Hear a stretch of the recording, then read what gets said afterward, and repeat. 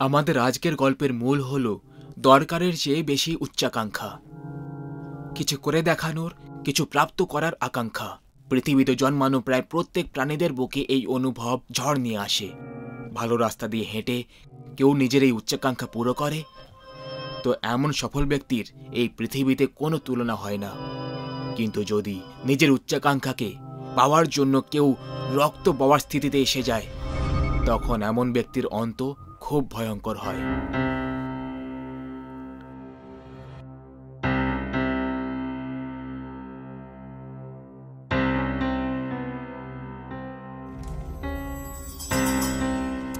তোমার কি মনে হচ্ছে বস আমাদের দুজনকে একসাথে কেন রেখে পাঠিয়েছে?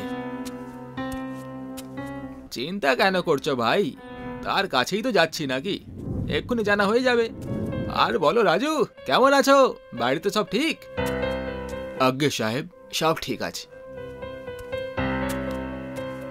তুমিও না রাকেশ, কতবার বুঝিয়েছিলাম তোমাকে আমি যে পিয়ন, লিফটম্যান, হাউসকিপিং ওয়ালাদের সঙ্গে কথা বলবে না, আমাদের স্ট্যান্ডার্ডের সঙ্গে এসব ম্যাচ করে না। ও আর আমি, আমরা দুজনেই মানুষ সমর, আর আমরা দুজনেই নিজের নিজের কাজ করছি। সেই জন্য আমাদের প্রত্যেকটা মানুষের আদর সম্মান করা উচিত। আদর সম্মান? তোমার ভাষা তো দেখো, গ্রামের কোনো মূর্খের মতো মনে হচ্ছে। আগে বস, আপনি ডেকে পাঠিয়েছিলেন?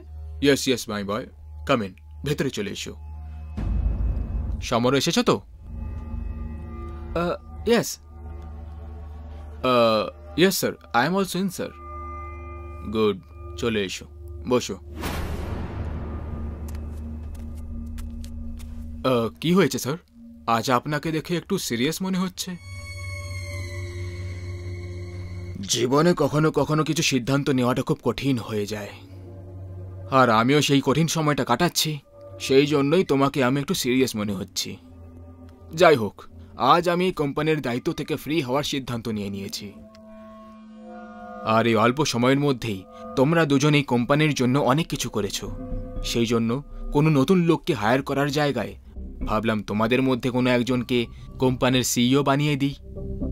কিন্তু তোমাদের দুজনের মধ্যে যে কোনো একজনকে বাছাটা আমার জন্য খুব মুশকিল ছিল, কিন্তু কোনো একজনেরই বাছাই করাটা দরকারও ছিল।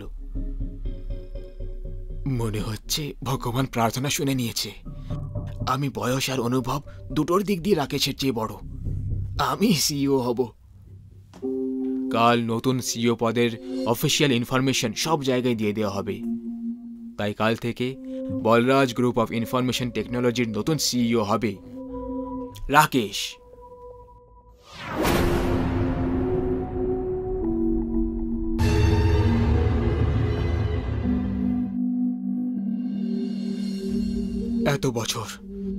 এত বছর এই কোম্পানিকে যে পজিশন পাওয়ার জন্য দিয়েছিলাম, সেটা এত সহজে অন্যের হাতে যেতে দিতে পারি না আমি। তাতে আমাকে রাকেশের প্রাণে নিয়ে নিতে হোক না কেন।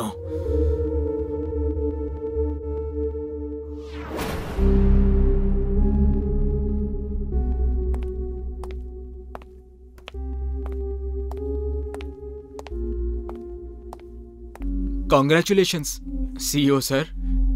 আরে কি ভাই, তাছাড়া যদি সত্যি বলি, এই পোস্ট আমার নয়, তোমার পাওয়া উচিত ছিল। তাহলে পোস্ট আমাকে দিয়ে দাও। আরে মজা করছি, চলো সেলিব্রেট করি। আজকের পার্টি আমার তরফ থেকে।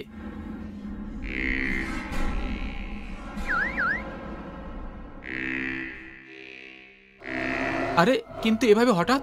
আর আমার গাড়ি? আজকাল লাইফে অনেক কিছু হঠাৎ করেই হয়ে যাচ্ছে। তুমি সিইও তো হঠাৎ করেই হয়ে গেলে, তাহলে এই পার্টি হঠাৎ কেন হতে পারে না? আজকে শুধু তুমি আর আমি আর আমার ইয়ট, যেমনটা বন্ধুর ইচ্ছে। চলো।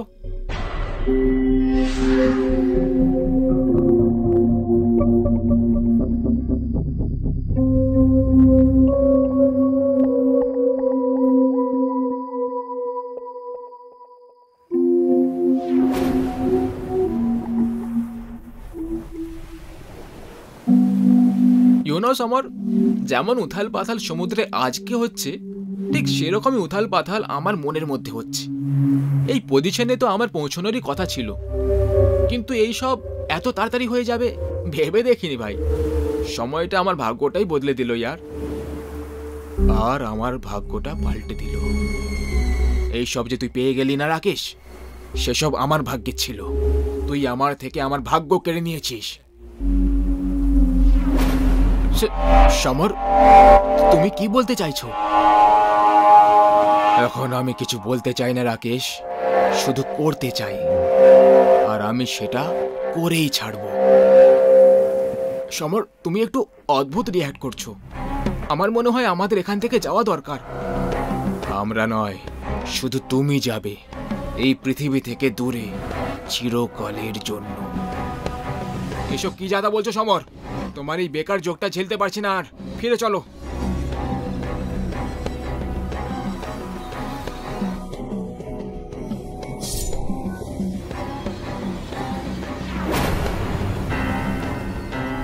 ইন্টারন্যাশনাল কম্পিটিশনে সেকেন্ড পজিশন এসেছিল আমার।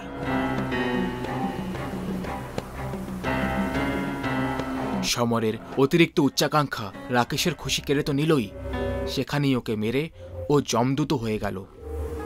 প্রত্যেক জনের সাথে ভদ্র ব্যবহার করা রাকেশের মৃত্যু এভাবে হতে পারে, এটা অন্য কেউ তো দূর, রাকেশ নিজেও কখনো ভেবে দেখেনি। ও এখন মরে গেছিল।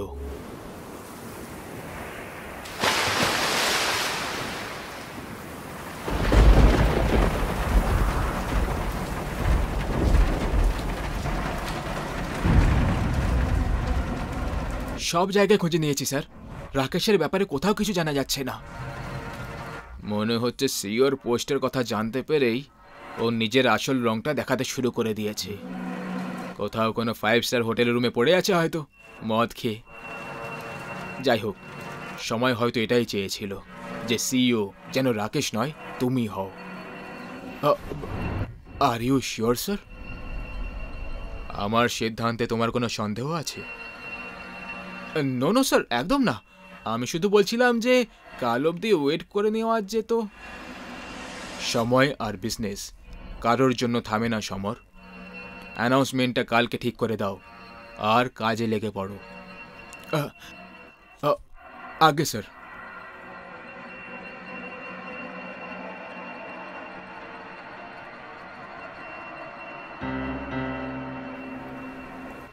ওম ত্র্যম্বকম যজামহে সুগন্ধিং পুষ্টিবর্ধনম পূর্বারুকমিব বন্ধনান মৃত্যুর্মুখ্য মহামৃতাৎ। ওম।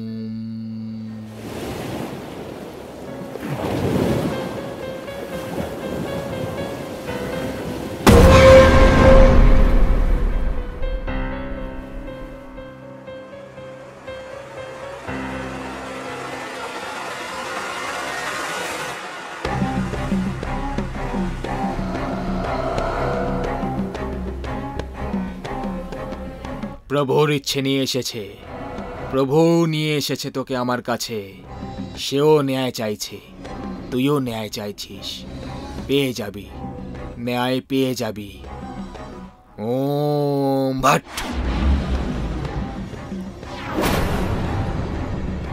ওম হ্রিম ক্লিম চামুণ্ডায় ভিচ্চে। ওম ভট। ওম হ্রিম ক্লিম চামুণ্ডায় ভিচ্চে। ওম ভট।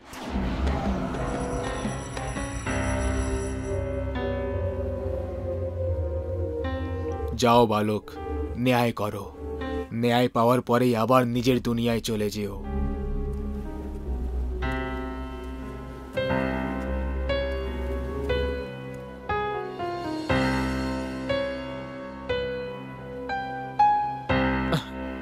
দেখ জনি, আজ আমার প্রমোশন ডে।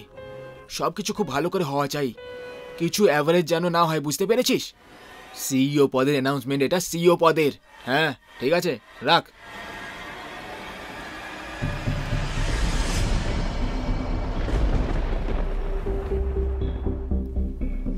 রাকেশ, ও এখানে কি করে আসতে পারে? না, এটা হতে পারে না, এটা হতে পারে না। অবাক হলে যে আমি এখানে কি করে এসে গেলাম? হ্যাঁ হ্যাঁ, তুই তো মরে গেছিলি। মরা মারার অধিকার তো তোর কাছে নেই, উপরওয়ালার কাছে থাকে। সেই উপরওয়ালা আমাকে বলেছে যে শুধু আমারই সময় পুরো হয়নি, আমার বন্ধু রূপে শত্রুরও সময় পুরো হয়ে গেছে, যে তোকে নিজের স্বার্থের আর উচ্চাকাঙ্ক্ষার জন্য মেরে দিয়েছে। আমার পরিবারের ব্যাপারে একবারও ভাবলি না।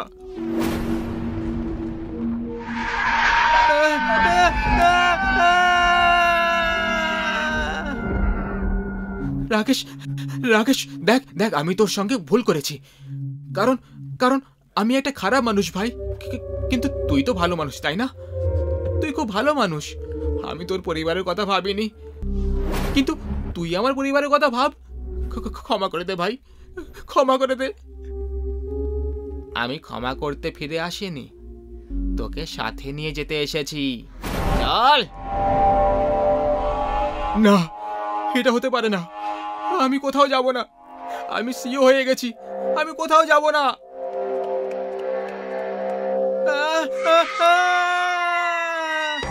কোথায় পালাবি? ঘরে পুষে রাখা সাপ। তোর ফনাটা কুচলে দিতেই তো আমি এখানে এসেছি।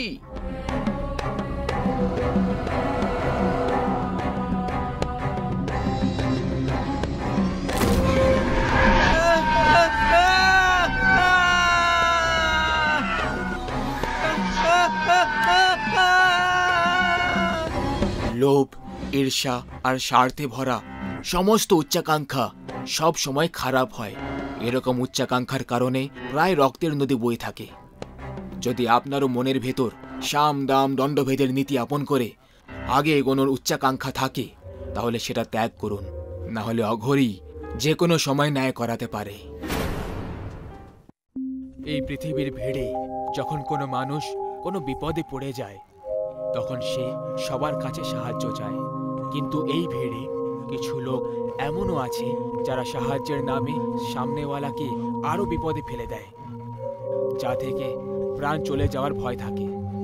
কালো অন্ধকার রাতে শিয়ালদের চিৎকারের আওয়াজ আসে। একটা বড় গাছে অনেকগুলো কাক একসঙ্গে বসে কা কা করে ওখান থেকে উড়ে চলে যায়। সুমিত ড্রাইভিং সিটে বসেছিল, দিশা ওর পাশের সিটে বসেছিল। বেবি, তোমার ছেলে চাই না মেয়ে? ছেলে হোক বা মেয়ে, আমার জন্য দুটোই সমান সমান। তাছাড়া তোমার কি চাই? যেটা তোমার পছন্দ সেটাই আমার পছন্দ। তখনই অনেকগুলো কাক উড়ে যাচ্ছিল, তাদের মধ্যে একটা কাক গাড়ির দিকে মুড়ে যায় আর উইন্ডস্ক্রিনের সাথে ধাক্কা খেয়ে মরে যায়। উইন্ডস্ক্রিন ব্ল্যাক হয়ে যায় আর অনেক রক্তও বেরিয়ে যায়। সুমিত তক্ষুনি ব্রেক লাগিয়ে গাড়ি থামিয়ে দেয়। দুজনে গাড়ি থেকে বাইরে বেরিয়ে আসে। দিশা ঘাবড়ে গেছিল আর এদিকে সুমিত মৃত কাকের দিকে তাকিয়েছিল। সুমিত এগিয়ে চলে গেল আর কাকটাকে তুলে দূরে ছুড়ে দেয়। সুমিত, এই রাস্তা দিয়ে যাওয়াটা আমার ঠিক লাগছে না। তার উপর তোমার এই ভাঙা গাড়ি। আমরা অন্য কোনো রাস্তা দিয়ে যাই না। বেবি, এটা ভাঙা গাড়ি নয়, এটা খানদানি গাড়ি। আর বেবি, আমরা অনেক এগিয়ে চলে এসেছি, তাই এখন অন্য রাস্তা দিয়ে যাওয়ার মানে হলো আবার আমাদেরকে শহরে যেতে হবে। এখন চলো গাড়িতে বসো, না হলে এখানে পুরো রাত কেটে যাবে। দুজনে গাড়িতে বসে পড়ে আর ওখান থেকেই যেতে লাগলো। গাড়ি নির্জন ঘন জঙ্গলের মাঝখান দিয়ে গিয়ে যাচ্ছিল। তখনই গাড়ি হঠাৎ 2-3টে ধাক্কা খাওয়ার পরে একটা জায়গায় থেমে যায়। সুমিত গাড়িটা স্টার্ট করার চেষ্টা করতে লাগলো, কিন্তু গাড়িটা স্টার্ট হলো না। এটা দেখে দিশার মুড খারাপ হয়ে গেল। সুমিত দিশার ভাব দেখে বুঝতে পেরে যায় যে ও এবার বিরক্ত হয়ে গেছে। কিছু ভাবতে ভাবতে সুমিত গাড়ি থেকে বাইরে বেরিয়ে আসে। সুমিত গাড়ির ফ্রন্টে গিয়ে বোনাট খুলে ফল্ট চেক করতে লাগলো। দিশা ওর কাছে এলো আর রেগে বলল, আমি বলেছিলাম হানিমুনের জন্য আমরা অন্য কোনো গাড়ি নিয়ে যাব, কিন্তু না, তোমার তো এই আদি যুগের পুরনো ভাঙা গাড়িটাই নিয়ে যাওয়ার ছিল। হয়ে গেল তো আবার খারাপ। কি জানি আমরা কখন গোয়া পৌঁছবো। কাম ডাউন সুইট হার্ট, রেগে যাচ্ছ কেন? এটা আমার দাদুর দেওয়া প্রথম গাড়ি। তুমি জানো, আমাদের পরিবারে যে কেউ এই গাড়ি নিয়ে হানিমুন করতে গেছে না, তারা খুশির খবরটা খুব তাড়াতাড়ি পেয়ে গেছে। ভয় পেয়ে দিশা অন্ধকারে এদিকে ওদিকে দেখতে লাগলো, কিন্তু অন্ধকার হওয়ার কারণে ও কিছুই দেখতে পেল না। তখনই ওর কানের কাছে কেউ যেন এলো। কে তুমি? আওয়াজ শুনে দিশা আওয়াজের দিকে এক ঝটকা ঘুরে তাকালো। কিন্তু আশেপাশে কাকেও দেখতে পেল না। তারপর ওর মনে হলো ওর সাথে এই ইয়ার্কি সুমিতই করেছে। কিন্তু সুমিতকে নিজের সামনে দাঁড়িয়ে থাকতে দেখে দিশা ভয়ে কেঁপে ওঠে। তাহলে ওই আওয়াজটা কার ছিল? এই প্রশ্নটা দিশার মাথায় ঘুরতে শুরু করলো। সুমিত, আমার এই জায়গাটা মোটেই ঠিক মনে হচ্ছে না। আমাদের এখান থেকে তাড়াতাড়ি বেরিয়ে যাওয়া উচিত। ডোন্ট ওয়ারি বেবি, গাড়ি স্টার্ট হয়ে গেলেই আমরা রওনা দেব।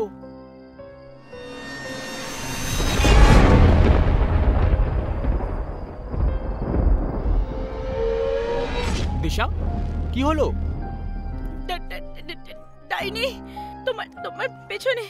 সুমিত মোবাইলের লাইট অন করে দেখে, তখন ওর পেছনে একটা বুড়ি মহিলাকে দেখতে পায়।